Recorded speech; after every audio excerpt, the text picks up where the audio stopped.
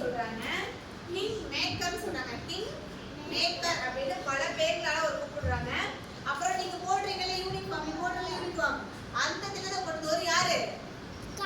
காமராஜர் அவர்கள். ஓகேவா? அதனால கர்ம வீரன் சொல்றோம். இப்ப கர்ம வீரர் அப்படின்றோம். அடுத்து பெருந்தலைவர் காமராஜர் அப்படின்னு சொல்றோம்.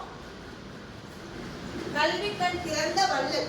கல்விக்கண் திறந்த வள்ளல். அவர் முதலமைச்சர் இருந்தபோது நிறைய பள்ளிக்கூடம் வந்து திறந்தாங்க. நிறைய பள்ளிக்கூடம் தமிழகத்துல என்ன பண்ணாங்க?